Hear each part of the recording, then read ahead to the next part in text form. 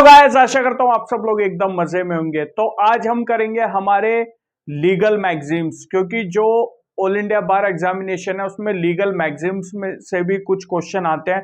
तो आज जो हम लीगल मैगजीम्स करेंगे वो एक तो इम्पोर्टेंट होंगे किस पॉइंट ऑफ व्यू से कि एग्जाम में वो आ सकते हैं। क्यों? क्योंकि कुछ लीगल मैगजीम्स हमने वो भी इसमें से लिए हैं जो ऑलरेडी एग्जाम में आए हुए हैं, ठीक है, और कुछ ऐसे भी लिए हैं जो इंपॉर्टेंट है एग्जाम पॉइंट ऑफ व्यू से। तो अराउंड 28-30 के हम करीब करेंगे लीगल मैगजीम्स हमारे, ठीक है, जिसमें से हम फटाफट से अपने मैगजीम्स लेते हैं, क्या है क्या नहीं है। आप देखकर नोट डाउन, पेन पेपर ले लो और अपने नोटबुक में इसको पूरे को लिख लेना, ठीक है। किसका क्या मतलब है वो मैं आपको समझाता हुआ चलूंगा, ठीक है, ताकि ये जब आप एग्जाम में बैठेंगे तो किसी लीगल मैगजीम्स के बारे में अगर आपसे पूछा जाएगा तो आप उसका आराम से आंसर दे सकते हो बड़े प्यार से, ठीक है। चलो आ जाइए। सबसे पहला है लीगल मैगजीम्स जो है वो है डेलेगेटक्स नॉन पोटेस्ट डेलेगेयर। इसका मतलब क्या है? सिंपल सा इस लीगल मैगजीम्स का, अ डेलीगेट कैन नॉट डेलीगेट। इसका ये मीनिंग है, लैटिन वर्ड जो है ये पूरा एक लैटिन वर्ड्स होते हैं जिनका मतलब क्या है, इंग्लिश मीनिंग अगर देखें, अ डेलीगेट कैन नॉट डेलीगेट। इसका मतलब यह है अगर किसी पर्सन को कोई पावर डेलीगेट की गई है, किसी पर्सन को कोई पावर दी गई है, तो वो फर्दर उस पावर को किसी और पर्सन को नहीं दे सकता है। अ डेलीगेट कैन नॉट डेलीगेट, किसी पर्सन को कोई पावर दी गई है तो वो फर्दर डेलीगेट नहीं कर सकता। इस लीगल मैगजीम्स का मतलब ये है, ठीक है। आप लिखते भी रहना साइड साइड में। एड आइडम, ठीक है, आइड आइडम का मतलब क्या है? Meeting of minds upon same thing in the same sense. यानी कि इसका अगर अच्छा एग्जांपल आपको लेना चाहो तो आप कॉन्ट्रैक्ट से ले सकते हो। कॉन्ट्रैक्ट में क्या होता है? दोनों पार्टीज के बीच में कॉन्ट्रैक्ट कब होगा? जब उनके माइंड्स की मीटिंग होगी, ठीक है, सेम चीज पर वो एग्री होंगे सेम सेंस में। यानी कि फॉर एग्जांपल मैं आपको कोई सामान बेचना चाह रहा हूं, आप उसी जिस दाम में मैं चाहता हूं आप उसी दाम में वो सामान मेरे से खरीद सकते हैं। तो meeting of minds upon same thing, same he thing पे हमारे दोनों के माइंड मैच कर गए, मिल गए। In the same sense, same sense में सेंस क्या है? खरीदने और बेचने की। तो कॉन्ट्रैक्ट एक्ट के अंदर से इसका एक अच्छा वो लिया जा सकता है एग्जाम्पल, ठीक है। इसके बाद आ जाओ जस इन परसोनम। जस इन परसोनम इसका मतलब क्या है? Right against a specific person to enforce legal duty. कि भाई कोई ऐसा पर्सन जो लीगल ड्यूटी अपनी फुलफिल नहीं कर रहा है उसके खिलाफ हम केस डाल सकते हैं, ठीक है। Against a specific person to enforce legal duty, कोई एक पर्टिकुलर पर्सन है वो अपनी लीगल ड्यूटी फुलफिल नहीं कर रहा है तो उसके अगेंस्ट में हम क्या कर सकते हैं? उसके अगेंस्ट में हम लीगल रेमेडीज लेंगे, यानी कि उसके ऊपर केस फाइल कर सकते हैं। केविएट एम्पिटर, केविएट एम्पिटर का मतलब क्या है? Let the buyer beware. इसका मतलब क्या है? ये एक लीगल मैगजीम्स है जिसका मतलब यह है कि भैया अगर जो बायर है वो खुद से भी अवेयर होना चाहिए। ये नहीं कि भाई सेलर की ही सारी लाइबिलिटीज हैं, उसके लिए सेलर की ही सारी ड्यूटी है, ऐसे कुछ नहीं है। ये सेलर और बायर का जो रिलेशनशिप होता है कि भाई सेलर अपना सामान बेच रहा है किसको? बायर को, जो खरीद रहा है। तो सारा ध्यान सेलर ही रखे ऐसा जरूरी नहीं है, ठीक है। केविएट एम्पिटर का लीगल मैगजीम्स यही कहता है कि लेट दी बायर बिवेयर, के बायर को भी सावधान होना चाहिए कोई सामान परचेस करते टाइम। सिर्फ ये सेलर की ड्यूटी नहीं है कि उसको बातें बताएं कि भाई इसका ये है ये है ये है, ऐसा नहीं है। उसकी भी ड्यूटी है कि वो उससे खुद भी पूछे। अब जो पांचवा लीगल मैगजीम्स है वो है एक्स डोलो मालो ओरिटर एक्शियो। इसका मतलब क्या है? इसका सिंपल सा मतलब यह है, no right of action can have its origin in fraud. इसका देखिए इंग्लिश मीनिंग आपको समझ आ गया। No right of action can have its origin in fraud. इसका मतलब यह है अगर आप खुद ही फ्रॉड हो, अगर आपकी खुद की ही गलती है तो आप उस पर फिर क्लेम नहीं कर सकते, ठीक है। जैसे एक वो होता है ना कि भाई एक तो चोरी ऊपर से सीना चोरी, कि एक तो भाई गलत भी तूने करा है फिर तू हमसे ही क्लेम कर रहा है चीजों को, ठीक है। तो इसका मतलब यही है कि भाई जब आप खुद ही फ्रॉड हो, आपने खुद ही लफड़ा करा है, तो ऐसे में आपका कोई राइट नहीं बनता क्लेम करने का या उस पर एक्शन लेने का किसी भी चीज का। ये पांचों मैक्सिम्स होपफुली आपको समझ आ गई। किसी की कोई क्वेरी जल्दी बताओ, फिर हम अगले लीगल मैक्सिम्स करेंगे। एनी वन ऑफ देम, किसी की कोई क्वेरी, कोई चीज समझ ना आई हो? सर इसमें से तो समझ में आ गया, बट मुझे ये पूछना है कि ये जो मैक्सिम है ये किस किस और सब्जेक्ट में अप्लाई होती है, किसी पर्टिकुलर सब्जेक्ट में अप्लाई होती है? ये मैम देखो, ऑल सब्जेक्ट का है, किसी भी सब्जेक्ट का है, आपको कोई मतलब नहीं रखना। उसका सेंस मैंने बता दिया, मीनिंग क्या है। सिंपल सा ये आएगा कि भैया ये लीगल मैक्सिम्स है, इसका क्या मीनिंग है। वहां ये लिखा नहीं आएगा ये वाले लीगल मैक्सिम्स सीआरपीसी का या एविडेंस एक्ट का है या कॉन्ट्रैक्ट एक्ट का है, ये क्वेश्चन वहां नहीं आएंगे। ठीक है, वहां सिंपल से है लीगल मैक्सिम्स का मीनिंग आएगा, या फिर ये हो सकता है कोई लीगल मैक्सिम्स देके बोल दिया होगा कि ये किस सेक्शन पे अप्लाई हो रहा है, वो आपका एक्ट का नाम लिखा होगा वहां पर। ऐसा नहीं है कि एक्ट का नाम ही नहीं होगा, वहां सेक्शंस पर्टिकुलरली लिखे होंगे। अगर आपको नॉलेज होगी कि भाई ये किस सेक्शन का है तो आप उसका आंसर कर सकते हो। अगर आपको नॉलेज नहीं है तो आपके लिए फिर दिक्कत हो जाएगी। लेकिन आपको मीनिंग यहां बता दिए गए हैं, किसका क्या मतलब है वो चीज आपको बता दी गई है, ताकि एग्जाम टाइम में आपको समझ आ जाए। हाँ जी सर, आपकी क्वेरी थी। सेकंड वाला समझ नहीं आया आपको क्या इसका मीनिंग? देखो मीनिंग इसका वो है meeting of minds upon same thing. मैं आपके साथ कोई कॉन्ट्रैक्ट करना चाह रहा हूं। इसका एग्जांपल बड़ा सिंपल सा और अच्छा एग्जांपल है। मैं आपको ये पेन बेचना चाह रहा हूं, आपका मन है खरीदने का, जब भी तो आप इसको खरीदोगे ना, जब भी मैं आपको बेच पाऊंगा। तो यहां हमारा एक तो माइंड मैच होना चाहिए, मीटिंग ऑफ माइंड्स होनी चाहिए कि भाई हमारे बीच में क्या ट्रांजैक्शन है, सेल परचेज का, पहली चीज है। दूसरी अपॉन सेइंग थिंग, पेन ही तो है सेइंग थिंग, ठीक है। ये तो नहीं मैं पेन बेचना चाह रहा हूं, आप कह रहे हो भैया व्हाइट बोर्ड बेच दो, ऐसा नहीं है, ठीक है। इन सेम सेंस वही है, मैं आपको पेन दूंगा, आप मेरे को उसकी एवज में पैसा दोगे। ये आ गया समझ, ठीक है। और किसी की कोई क्वेरी जल्दी बताओ, फिर हम फर्दर आगे मूव करें। सर ये कितने मार्क्स का आएगा पेपर में? मैडम लीगल मैगजीन्स 5 से 10 मार्क्स के आ रहे हैं। क्यों, क्या दिक्कत आ रही है आपको? नहीं मैं सिर्फ पूछ रही हूँ, मतलब इतना सही, मतलब ध्यान से ज्यादा पढ़ना है कि नहीं पढ़ना? पढ़ना है, क्यों नहीं पढ़ना मैडम। ये मैं टाइम पास के लिए थोड़ी, पता तुम्हारा इस टाइम पे कितना प्रीशियस टाइम है ये वाला। तो हम करते हैं हमारे अब अगले लीगल मैगजीम्स। तो सबसे पहला है जो छठा नंबर का लीगल मैगजीम्स है, वो बात करता है नीमो जुडेक्स इन कोजा सुआ। नीमो जुडेक्स इन कोजा सुआ, जिसका इंग्लिश मीनिंग क्या है, no man shall be a जज in his own cause first. इसमें सिंपल सा यह है कि भैया अगर आप कोई भी केस देख रहे हो, कोई भी केस चल रहा है, तो वो जितने हमारे प्रिंसिपल्स हैं, ठीक है, कि भाई दोनों पार्टी को इक्वली सुना जाए, फेयर जस्टिस हो, ठीक है, नेचुरल जस्टिस के अकॉर्डिंग आपको काम करना है। तो इसका मतलब वही है कि भैया आप जो है अपनी मनमानी नहीं कर सकते, जो एक्ट है, जो लॉ है, उसी के अकॉर्डिंग आपको काम करना पड़ेगा। ये चीज समझ आ गई? अब अगले पे आ जाओ, जो 7th नंबर का है, नीमो मोरिटरस पेरिसिम्यूटर म्यूटराई। इसका मतलब है a dying man may not speak falsehood, यानी कि जो बंदा मर रहा है वो कभी भी गलत नहीं बोलता।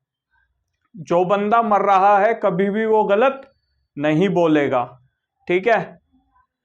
टैबुला रासा, टैबुला रासा मतलब क्या, स्टेट सक्सेशन। इसका जो मीनिंग है वो है स्टेट सक्सेशन। इसको मैं एक्सप्लेन कर देता हूं क्या होता है। देखिए, कोई भी जो नया स्टेट होता है, कोई नया स्टेट बनता है, तो वो कभी भी ट्रीटीज वगैरह जो ऑलरेडी एग्जिस्टेंस में है उससे बाइंड कभी भी नहीं होंगी। क्यों?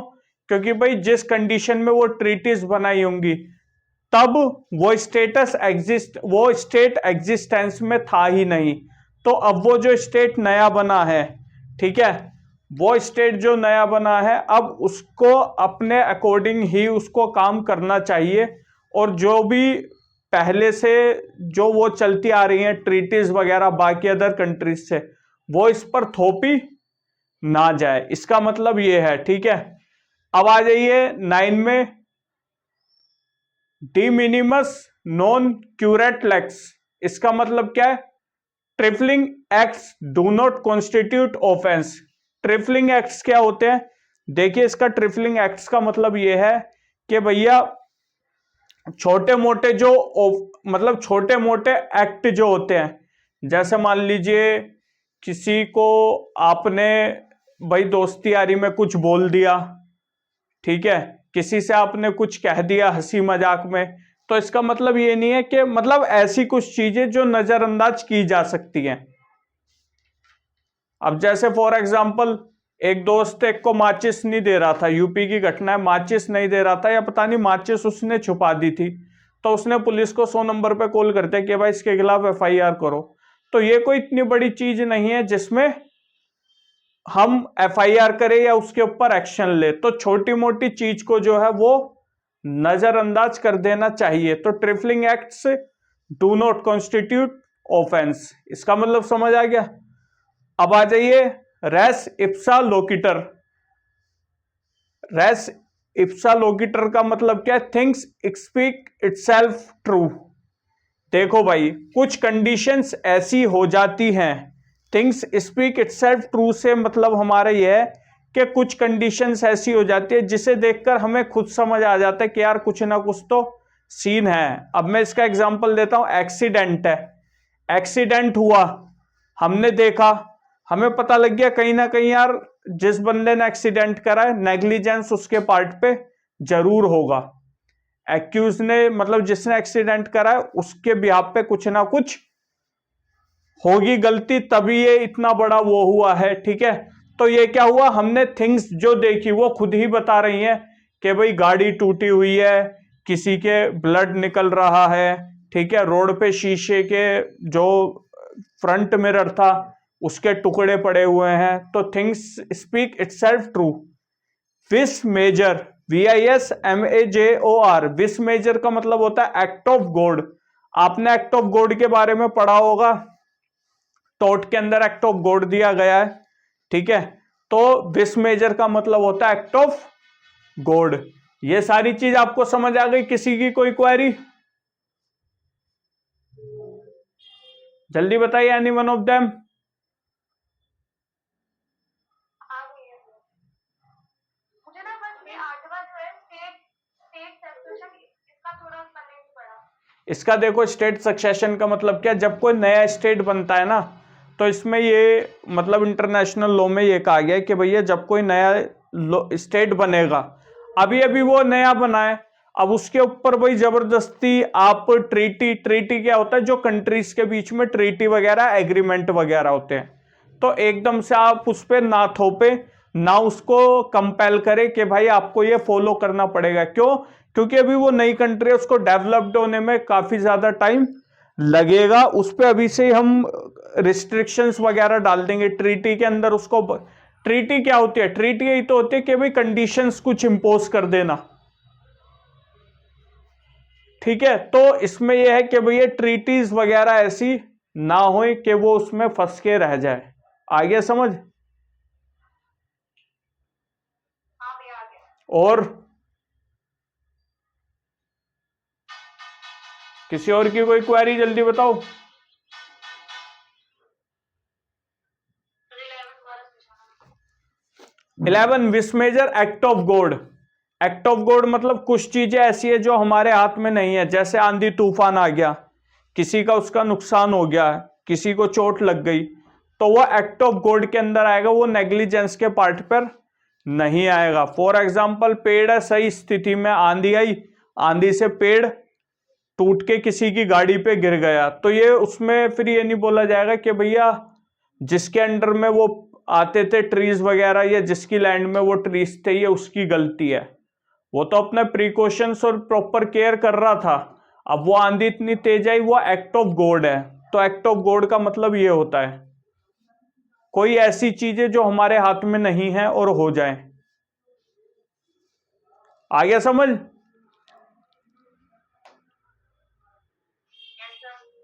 अब किसी और की कोई क्वेरी? चलिए अब हम लेते हैं हमारे अगले लीगल मैगजिम्स। तो जो 12th नंबर पे लीगल मैगजिम है इंजूरिया साइन डैमनम, वो बात करता है इंजरी विदाउट डैमेज। इसका सिंपल सा मीनिंग क्या है, देखिए इंजरी जो यहां पर कही गई है वो इंजरी इस चीज से कही है कि आपके लीगल राइट्स की इंजरी हुई है, बट आपको किसी भी तरह का डैमेज बॉडी पे या प्रॉपर्टी पर नहीं हुआ है किसी भी तरह का। बट आपका जो इंजरी है ये इंजरी यहां से मानी गई है लीगल इंजरी, ठीक है। आपका लीगल राइट इन्फ्रिंज हुआ है बट आपको कोई भी डैमेज नहीं हुआ। इसका सबसे अच्छा एग्जांपल ये है हाउस ट्रेसपास। कोई आपके घर में घुस गया, आपको इससे इंजरी अभी डैमेज कुछ नहीं हुआ है, ठीक है, लेकिन आपका लीगल राइट जो है वो इन्फ्रिंज हुआ है। कोई आपका मान लो घर है भाई, उसने बाउंड्री क्रॉस करके आपके घर में वो आ गया है, ठीक है, चाहे इवन वो आपके घर में जो गार्ड है ना वहां तक भी आ गया हो, तो आपके घर में एक तरीके का उसने हाउस एंटर कर दिया, यानी कि हाउस ट्रेसपास कर दिया है। तो यहां आपका इंजरी तो हुई है बट अभी डैमेज कुछ भी नहीं हुआ है। फॉर एग्जाम्पल आपने उसको पकड़ लिया उस टाइम पर, ठीक है, इंजूरिया साइन डैमनम समझ आ गया।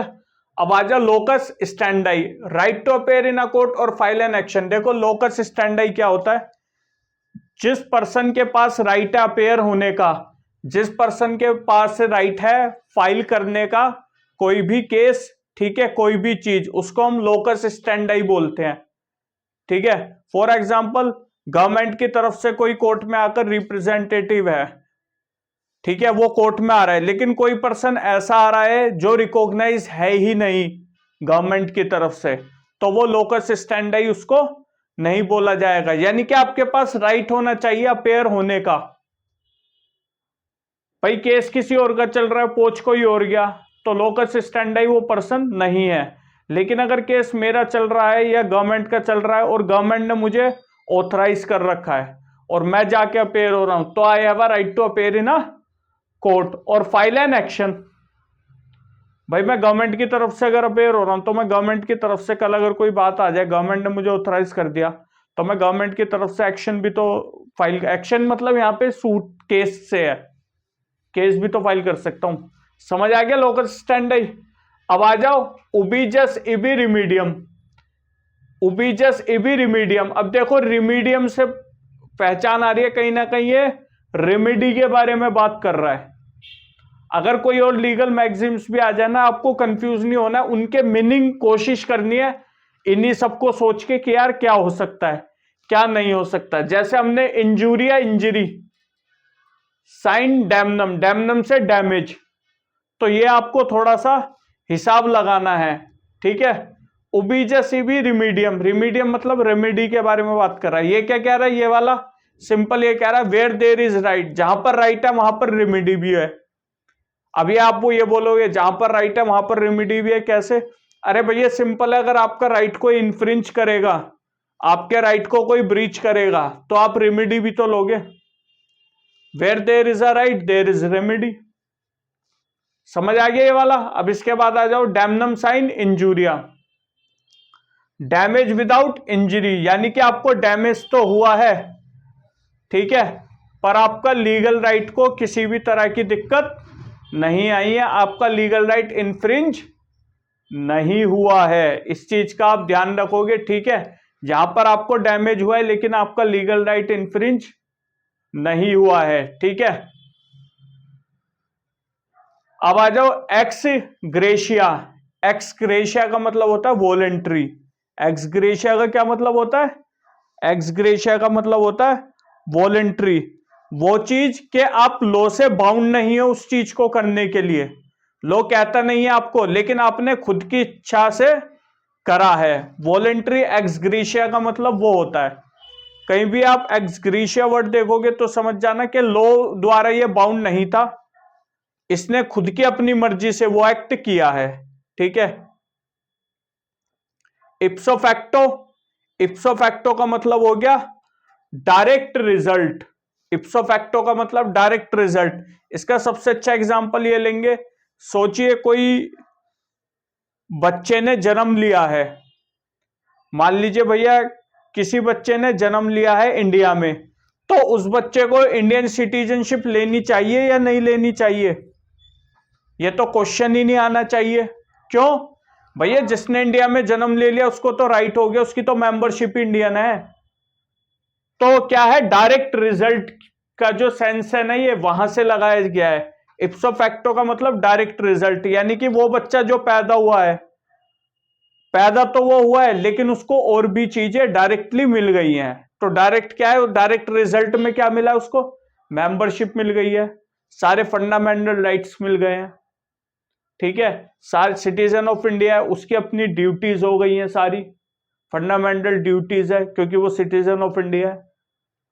ठीक है, तो इप्सो फैक्टो का मतलब यह है कि direct result, prima facie on the face of it. Prima facie ये होता है कि जिसमें देखते ही पता लग जाए कि यार ये चीज जरूर है।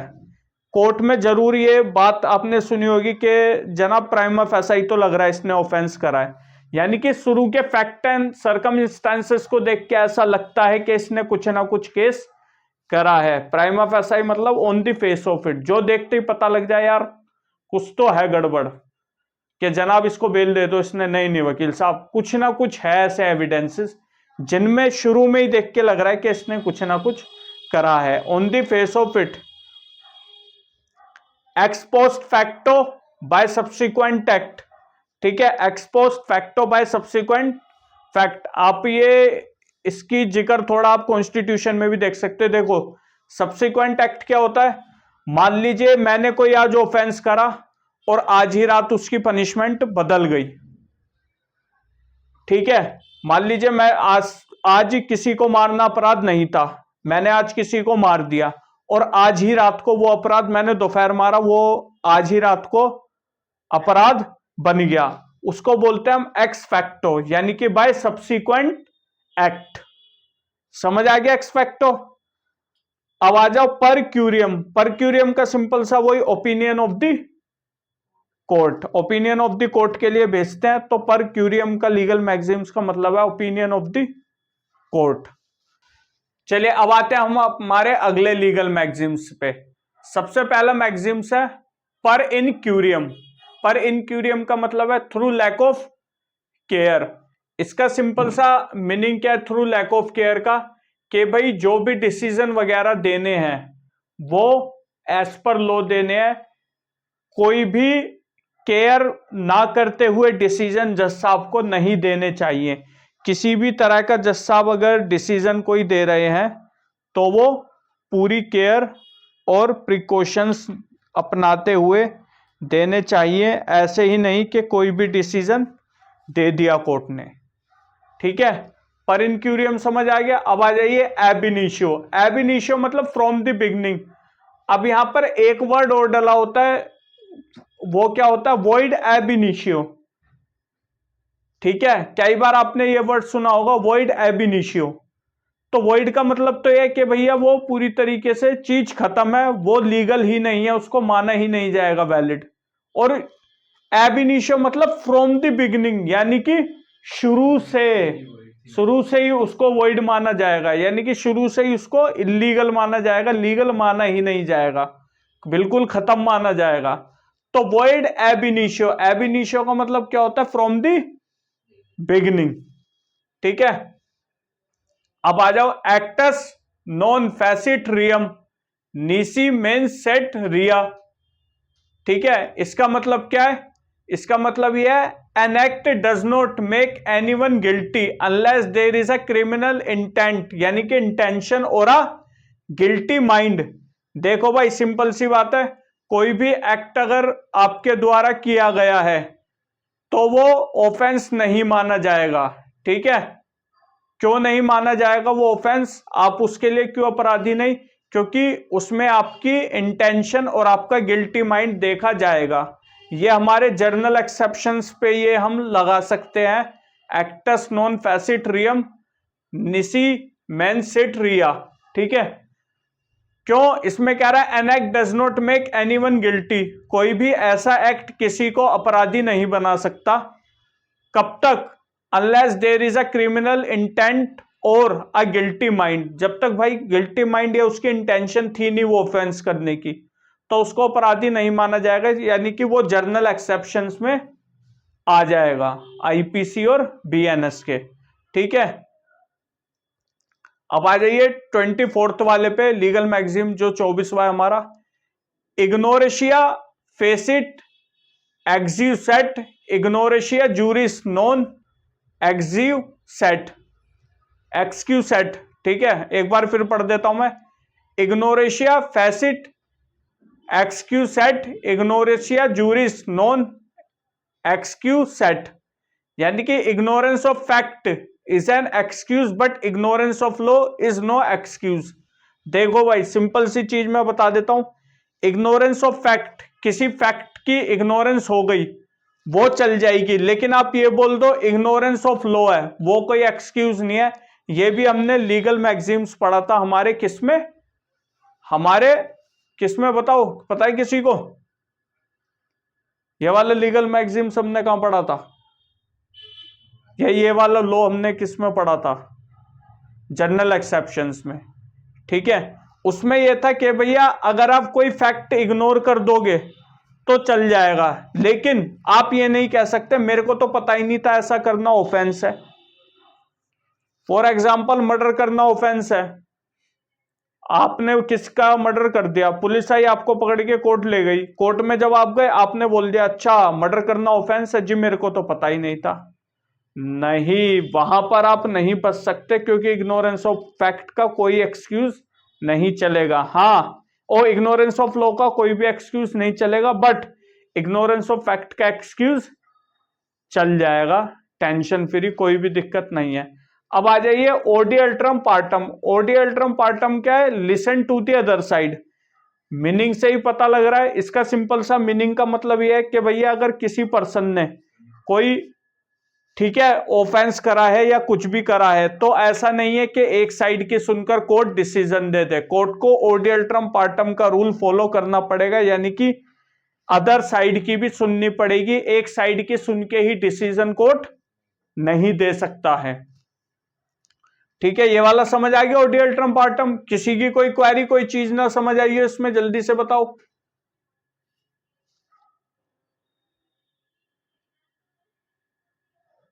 जल्दी जल्दी, एनी वन ऑफ देम, किसी को कोई चीज समझ नहीं आई है इसमें? सर क्लियर है। बाकी सबको क्लियर है? जल्दी बताओ, अगर नहीं आई तो मैं फिर वो बताता हूं। देखिए, बाकी हमारे दो लीगल मैगजीम्स हैं, अब इनका क्या मतलब है, क्या है, तो समझते हैं जल्दी से। देखिए, लेक्स नॉन आ रीजी ईस्ट वोइलांडा, इसका मतलब क्या है? The law must not violated even by the king, यानी कि इसका सिंपल सा मतलब यह है कि ये जो लॉज होते हैं वो किंग के द्वारा भी वायलेट नहीं किए जा सकते, चाहे कोई कितने आपको अपना ही भी बड़ा 30 मार का या फन्नेकार समझ रहा हो, इवन चाहे वो किंग भी क्यों ना हो, लॉ जो है उसके द्वारा भी वायलेट नहीं किया जा सकता है। ठीक है, मैंसरिया, मैंसरिया का मतलब होता है गिल्टी माइंड या फिर गिल्टी इंटेंशन,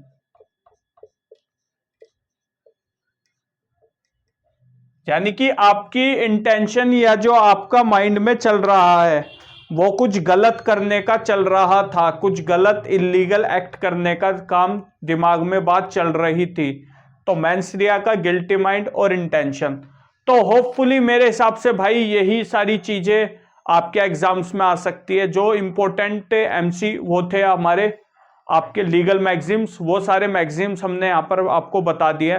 तो होपफुली आपको पसंद आया होगा। अगर आपको कोई चीज समझ नहीं आई या आपको कुछ दिक्कत आ रही है तो कमेंट सेक्शन में मेंशन कर दो ना, हम टाइमली उसका रिप्लाई कर देंगे। तो मिलते हैं हमारी नेक्स्ट वीडियो में, तब तक के लिए मजे में रहिए, खुश रहिए, माँ बाप को दुखी मत कीजिए और डिप्रेशन वगैरह से दूर रहिए। बाकी भाई मेहनत करिए, सिर्फ 2 दिन आपके पास बचे हैं, तो होप सो सबके एग्जाम अच्छे जाएं। तो मिलते हैं हमारी नेक्स्ट वीडियो में, तब तक के लिए नमस्कार।